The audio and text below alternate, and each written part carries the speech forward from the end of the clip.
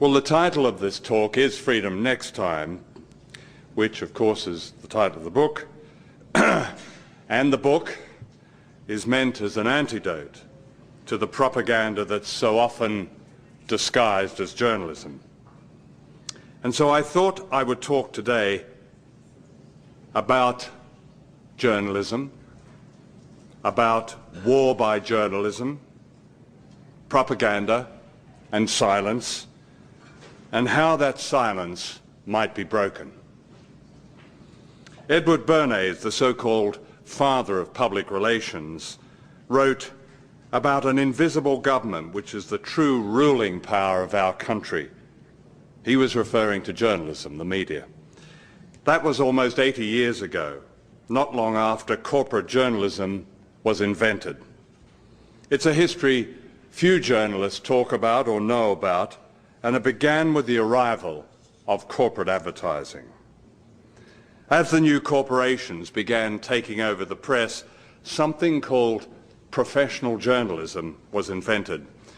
To attract big advertisers, the new corporate press had to appear respectable, pillars of the establishment, objective, impartial, balanced.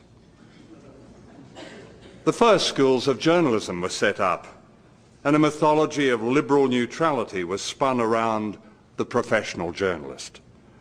The right to freedom of expression was associated with the new media and with the great corporations, and the whole thing was, as Robert McChesney put it so well, entirely bogus. For what the public didn't know was that in order to be professional, journalists had to ensure that news and opinion were dominated by official sources, and that hasn't changed. Go through the New York Times on any day and check the sources of the main political stories, domestic and foreign. You'll find they're dominated by governments and other establishment interests. That's the essence of professional journalism. I'm not suggesting that independent journalism was or is excluded, but it's more likely to be an honourable exception. Think of the role Judith Miller played in the New York Times in the run-up to the invasion of Iraq. Yes, her work became a scandal, but only after it had played a powerful role in promoting an invasion based on lies. But Miller's parroting of official sources and vested interests was not all that different from the work of many famous Times reporters, such as the celebrated W.H. Lawrence, who helped cover up the true effects of the atomic bomb dropped on Hiroshima in August 1945. "No radioactivity in Hiroshima ruin" was the headline on his report, and it was false. Consider how the power of this invisible government has grown. In 1983, the principal global media was owned by 50 corporations, most of them American. In 2002, this had fallen to just 9 corporations. Today, it's probably about 5. Rupert Murdoch has predicted that there will be just 3 global media giants, and his company will be one of them. This concentration of power is not exclusive, of course, to the United States. The BBC has announced it's expanding its broadcasts to the United States because it believes Americans want principled, objective, neutral journalism, for which the BBC is famous. They've launched BBC America. You may have seen the advertising. The BBC began in 1922, just before the corporate press began in America. Its founder was Lord John Reith, who believed that impartiality and objectivity were the essence of professionalism. In the same year, the British establishment was under siege. The unions had called a general strike, and the Tories were terrified that a revolution was on the way. The new BBC came to their rescue. In high secrecy, Lord Reith wrote anti-union speeches for the Tory Prime Minister Stanley Baldwin and broadcast them to the nation. while refusing to allow the Labour leaders to put their side until the strike was over. So a pattern was set. Impartiality was a principle to be suspended whenever the establishment was under threat. And that principle has been upheld ever since. Take the invasion of Iraq. There are two studies of the BBC's reporting. One shows that the BBC gave just 2% of its coverage of Iraq to anti-war dissent. 2%. That's less than the anti-war coverage of ABC, NBC and CBS. A second study by the University of Wales shows that in the build-up to the invasion, 90% of the BBC's references to weapons of mass destruction suggested that Saddam Hussein actually possessed them, and that by clear implication, Bush and Blair were right.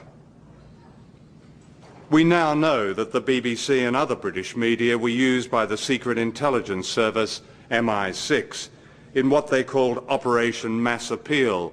MI6 agents planted stories about Saddam's weapons of mass destruction, such as weapons hidden in his palaces and in secret underground bunkers. All these stories were fake. But that's not the point. The point is that the work of MI6 was unnecessary, because professional journalism on its own would have produced the same result. Listen to the BBC's man in Washington, Matt Fry, shortly after the invasion. There is no doubt, he told viewers in the UK and all over the world, that the desire to bring American values to the rest of the world, and especially now in the Middle East, is now increasingly tied up with American military power.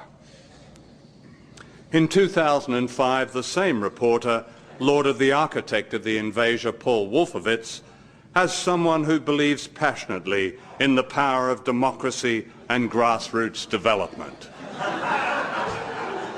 That was before the little incident at the World Bank. None of this is unusual. BBC News routinely describes the invasion as a miscalculation, not illegal, not unprovoked, not based on lies, but a miscalculation. The words mistake and blunder are common BBC News currency, along with failure, which at least suggests that if the deliberate, calculated, unprovoked, illegal assault on defenceless Iraq had succeeded, that would have been just fine. Whenever I hear these words, I think of Edward Herman's marvellous essay about normalising the unthinkable. For that's what media cliched language does and is designed to do. It normalises the unthinkable of the degradation of war, of severed limbs, of maimed children, all of which I've seen. One of my favourite stories about the Cold War concerns a group of Russian journalists who were touring the United States. On the final day of their visit, they were asked by their hosts for their impressions.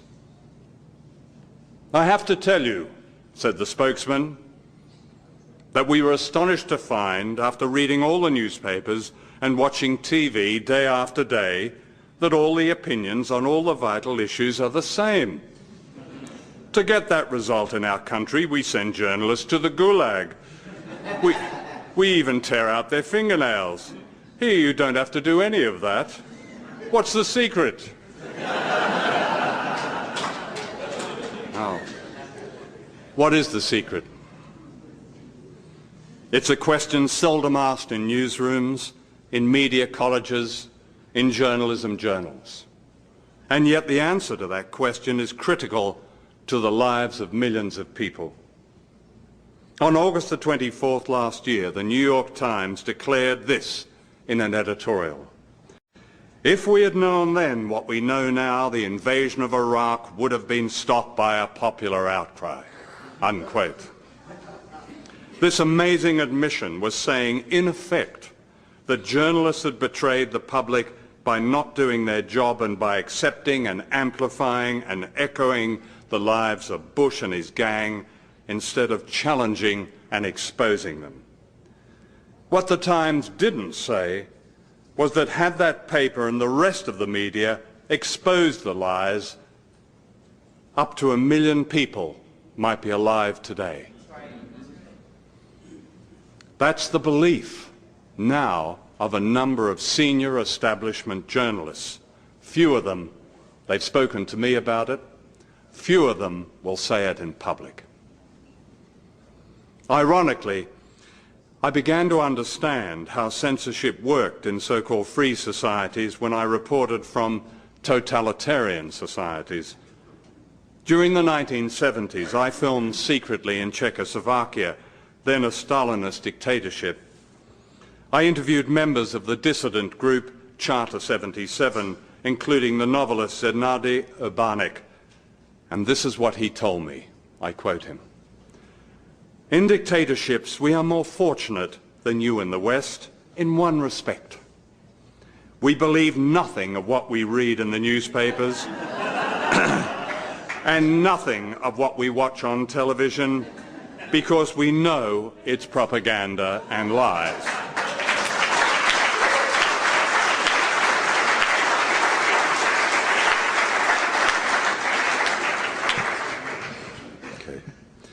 Unlike you in the West, we've learned to look behind the propaganda and to read between the lines.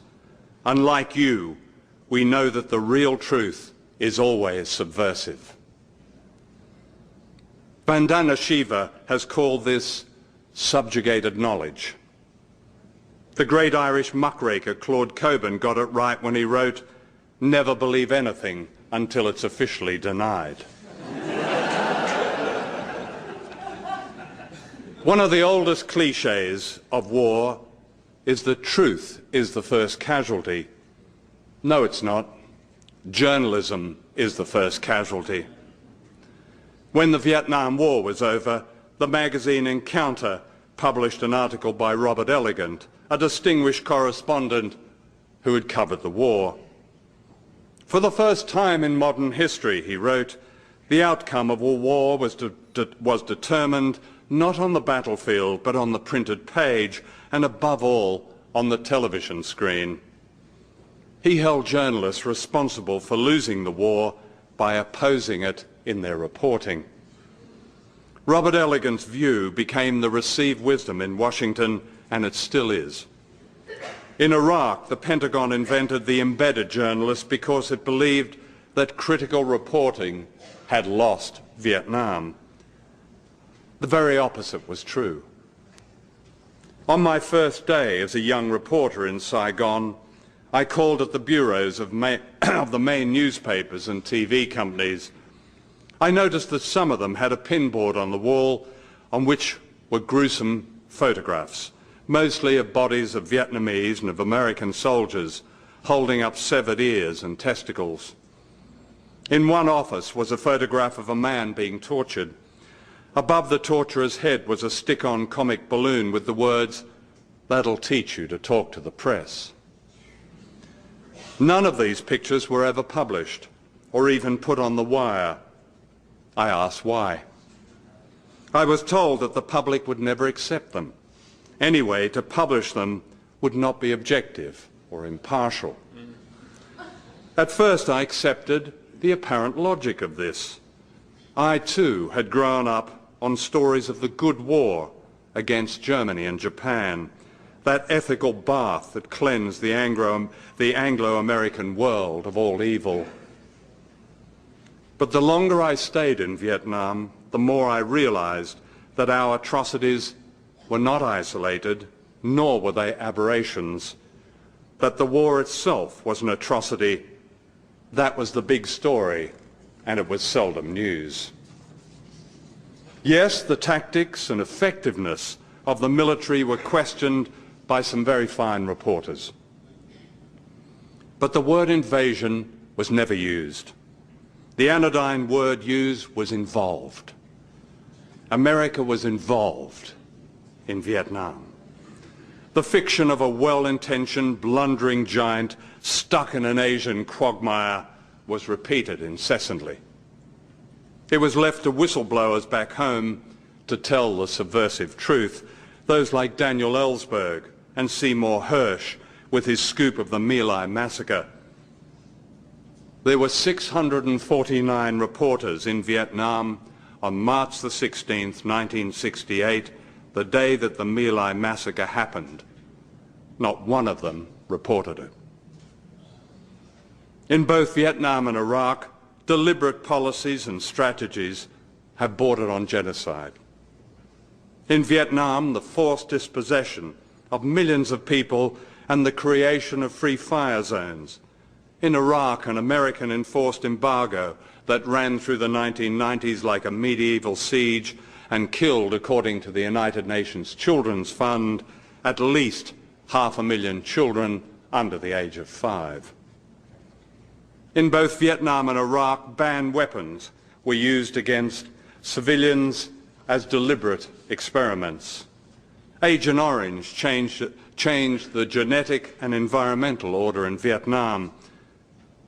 The military called this Operation Hades.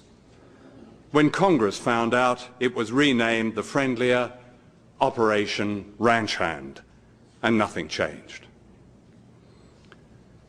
That's pretty much the way Congress has reacted to the war in Iraq. The Democrats have damned it, rebranded it, and extended it.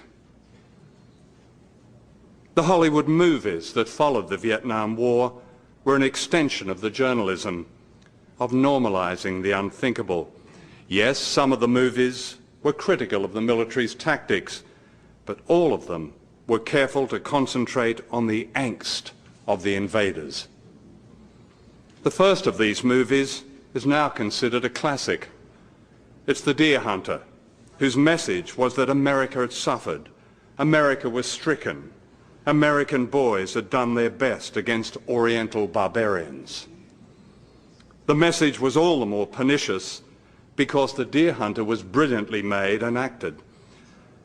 I have to admit it's the only movie that has made me shout out loud in a cinema in protest.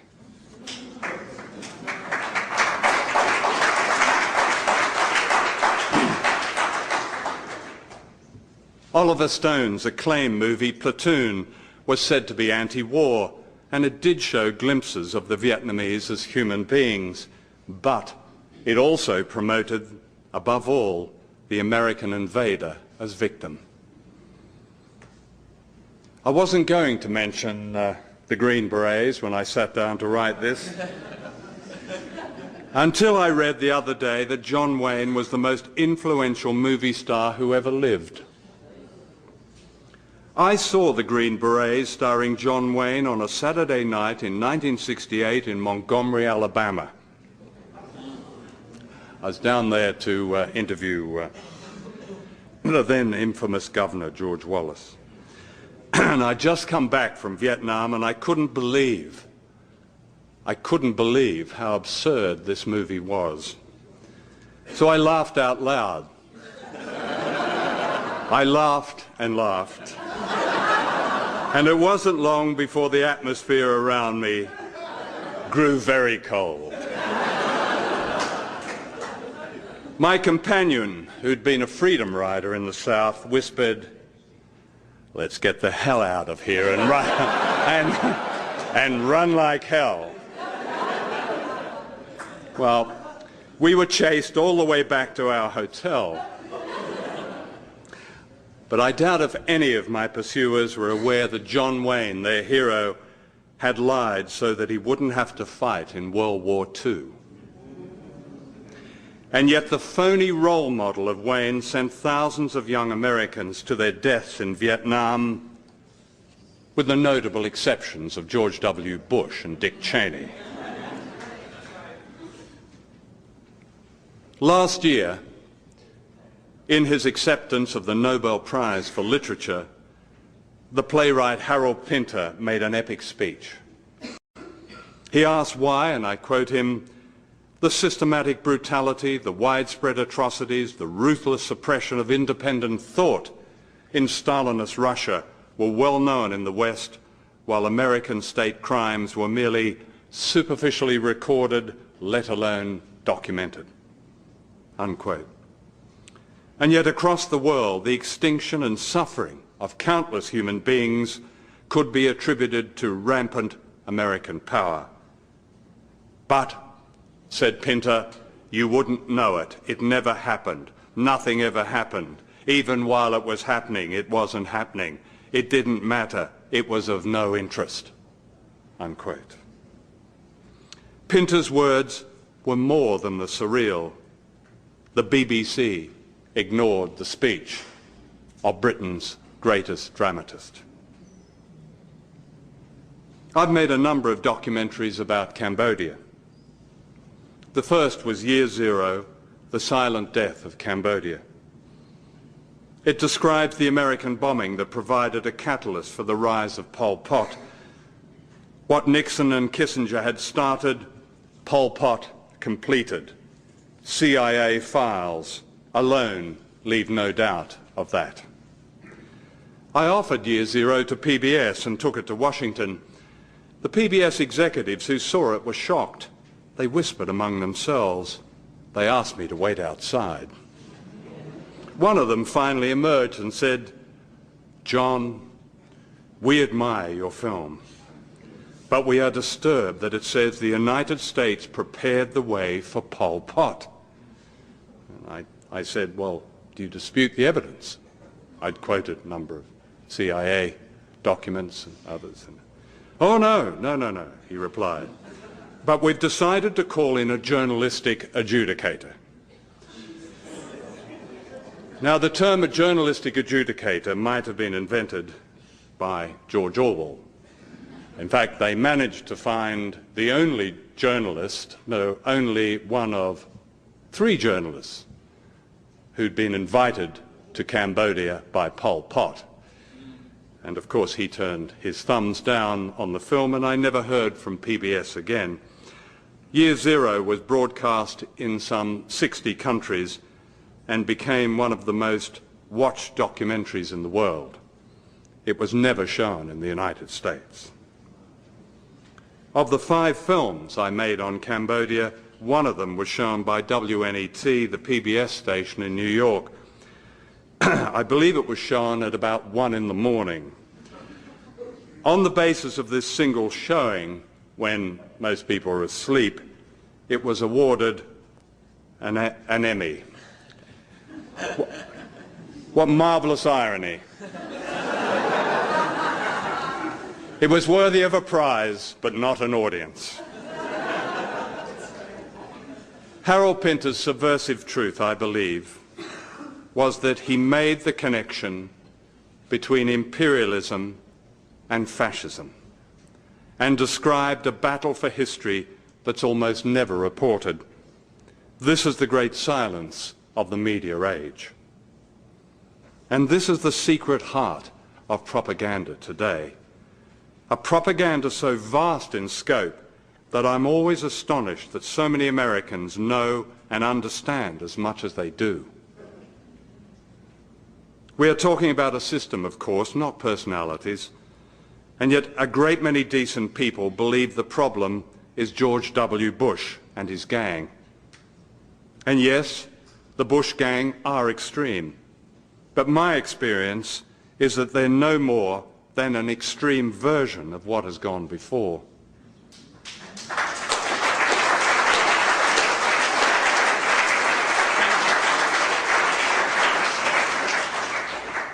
In my lifetime, more wars have been started by Liberal Democrats than by Republicans. Ignoring this truth is a guarantee that the propaganda system and the war-making system will continue. We've had a branch of the Democratic Party running Britain for the last 10 years. Blair, apparently a Liberal, has taken Britain to war more times than any Prime Minister in the modern era. Yes, his current pal is George Bush, but his first love was Bill Clinton, the most violent president of the 20th century, the late 20th century. Blair's successor, Gordon Brown, is also a devotee of Clinton and Bush. The other day, Brown said, "The days of Britain having to apologise for the British Empire are over. We should celebrate." Like Blair, like Clinton, like Bush, Brown believes in the liberal truth that the battle for history has been won, that the millions who died in deliberately imposed famines in British Imperial India will be forgotten, like the millions who have died in the American Empire will be forgotten. And like Blair, his successor is confident that professional journalism is on his side. For most journalists, whether they realise it or not, are groomed to be tribunes of an ideology that regards itself as non-ideological, that presents itself as the natural centre, the very fulcrum of civilised modern life. This may well be the most powerful and most dangerous ideology we have ever known, because it's open-ended.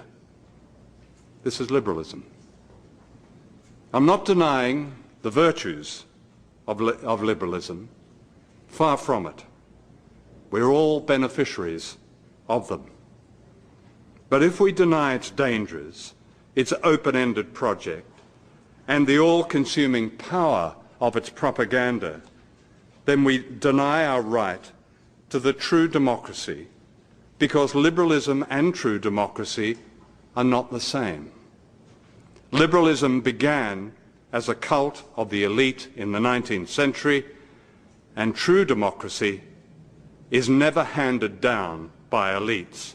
It is always fought for and struggled for.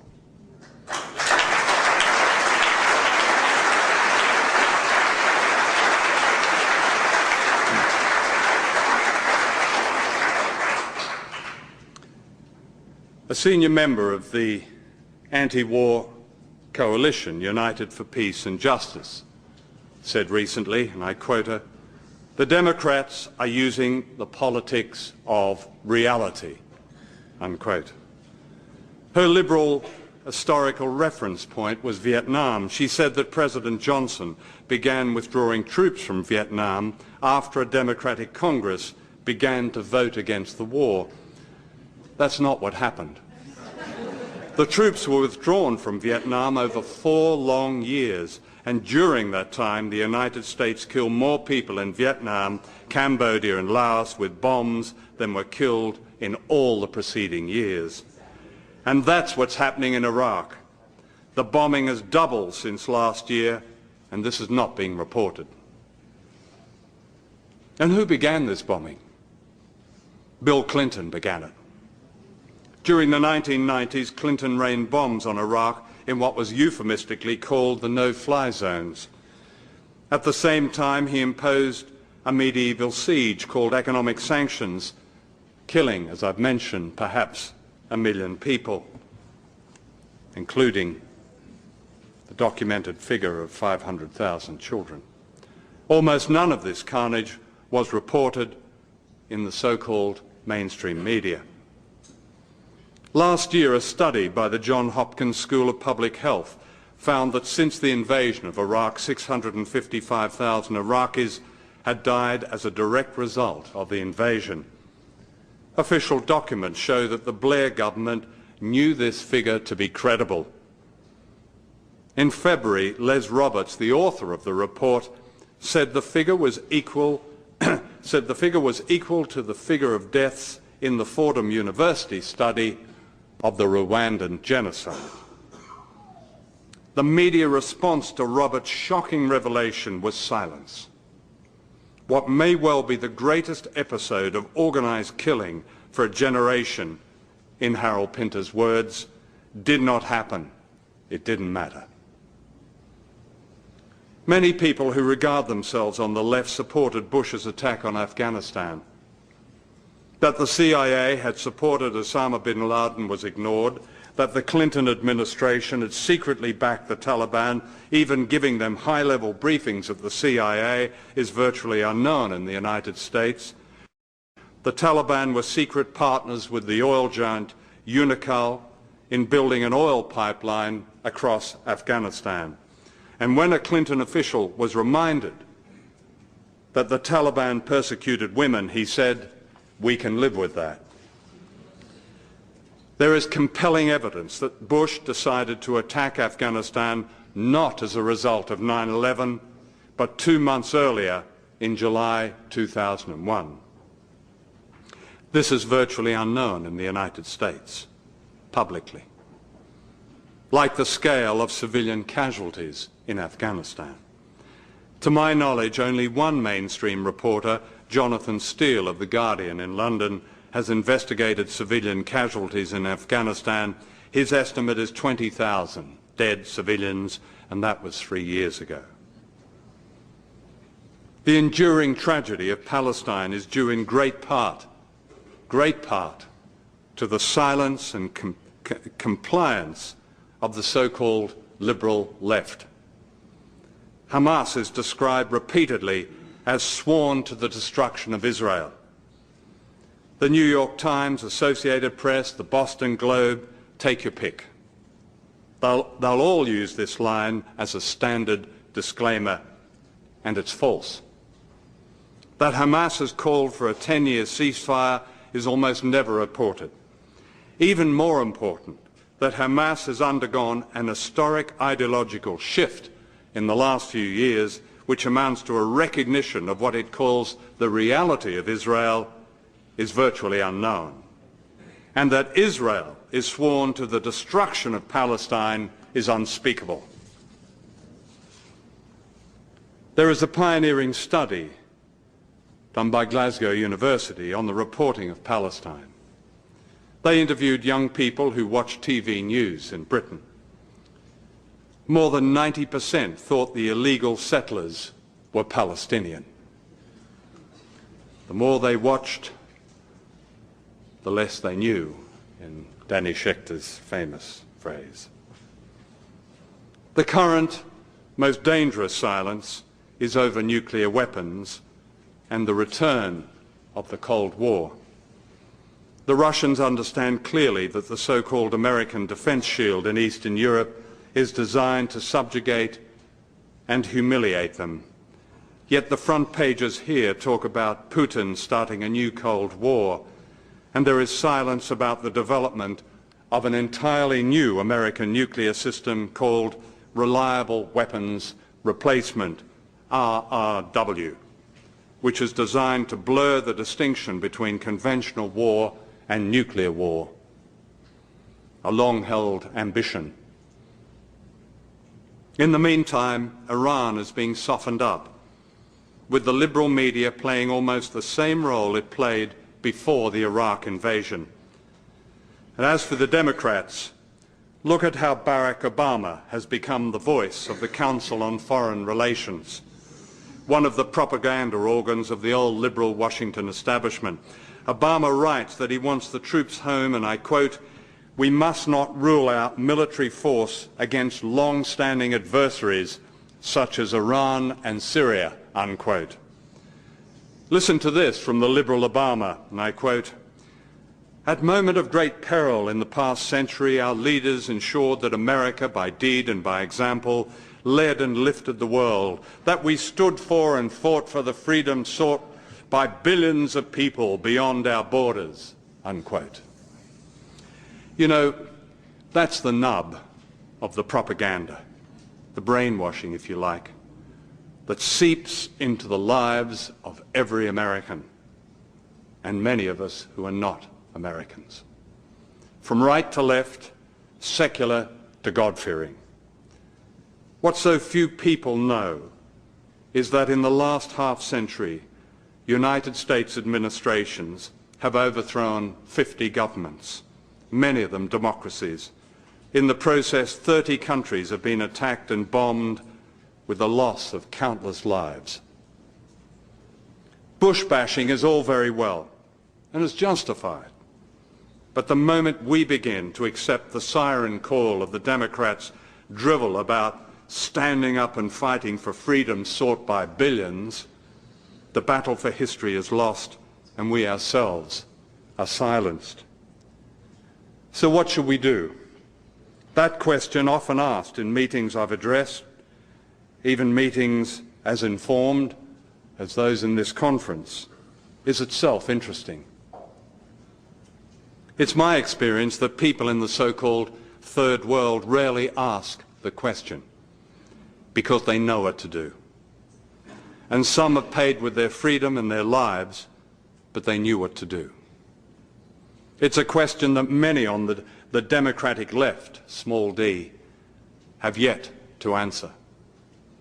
Real information, subversive information, remains the most potent power of all, and I believe we must not fall into the trap of believing that the media speaks for the public. That wasn't true in Stalinist Czechoslovakia, and it isn't true in Bush's United States.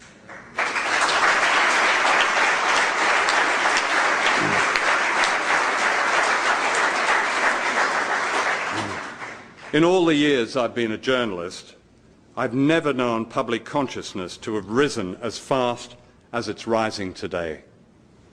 Yes, its direction and shape is unclear, partly because people are now deeply suspicious of political alternatives and because the Democratic Party has succeeded in seducing and dividing the electoral left.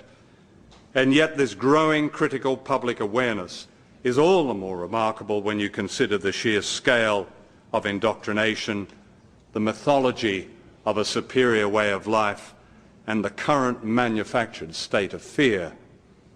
Why did the New York Times come clean in that editorial last year? Not because it opposes Bush's wars. Look at the coverage of Iran.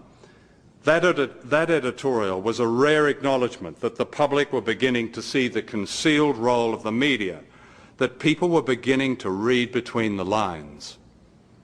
If Iran is attacked, the reaction and the upheaval cannot be predicted. The National Security and Homeland Security Presidential Directive gives Bush power over all facets of government in an emergency. It's not unlikely the Constitution will be suspended, the laws to round up hundreds of thousands of so-called terrorists and enemy combatants are already on the books.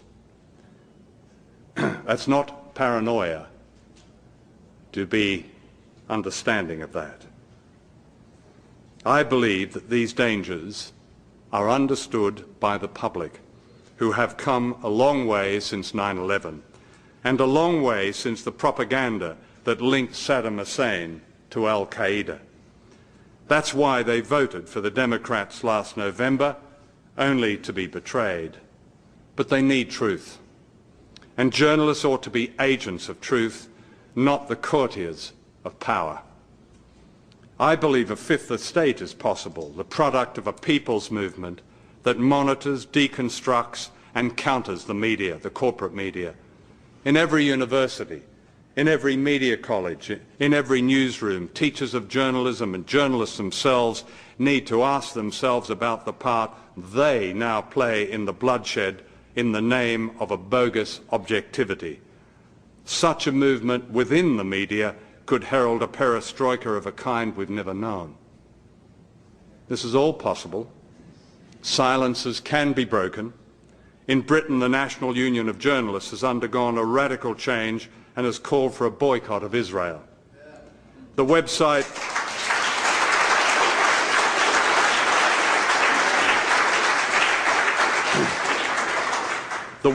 medialens.org has single-handedly called the BBC to account. In the United States, wonderfully free, rebellious spirits populate the web. I can't mention them all here, but from Tom Feely's International Clearinghouse to Mike Albert's ZNet to Counterpunch Online and the splendid work of FAIR. The best reporting of Iraq appears on the web. Dar Jamal's courageous journalism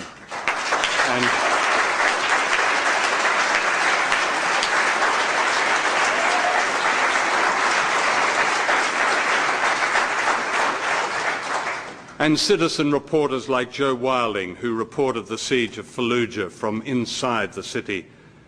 In Venezuela, Greg Wilpert's investigations turned back much of the virulent propaganda now aimed at Hugo Chávez. Make no mistake, it's the threat of freedom of speech for the majority in Venezuela